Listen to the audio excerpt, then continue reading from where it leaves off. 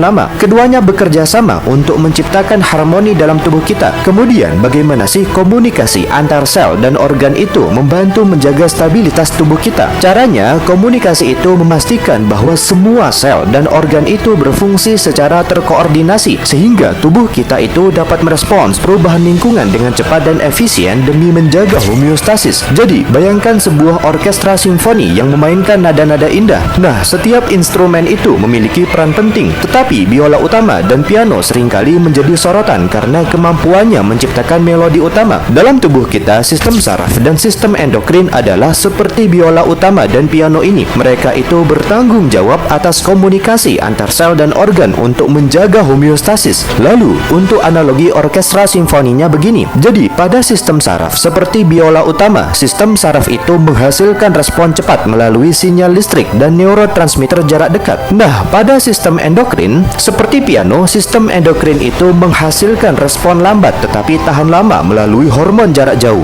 Tujuan utamanya apa? Jadi, homeostasis adalah keseimbangan lingkungan internal tubuh seperti suhu, tekanan darah, kadar gula darah, dan keseimbangan cairan. Nah, sistem saraf dan endokrin itu bekerja sama untuk memastikan bahwa semua sel dan organ tubuh itu berfungsi secara terkoordinasi demi mencapai tujuan ini. Selanjutnya, ada studi kasus pertama tentang stres akut ketika biola dan piano bermain serentak, semacam ada simfoni bertahan hidup. Jadi, ada seorang pemuda yang diserang di jalanan. Nah, dalam detik pertama, jantungnya berdebar, nafasnya memburu, dan ototnya menegang. Ini bukan kebetulan, ini adalah simfoni komunikasi saraf dan hormon yang telah diasah selama jutaan tahun evolusi, sehingga timbullah konflik baru bahwa sistem saraf simpatis yang dalam hal ini adalah biola, itu mengeluarkan impuls dari hipotalamus menuju ke sumsum tulang belakang, selanjutnya ke serabut preganglionik. Akibatnya mengeluarkan asetilkolin, kemudian ke ganglion, akhirnya norepinefrin ke jantung kita, paru-paru kita, dan ke otot kita. Responnya dalam 0,5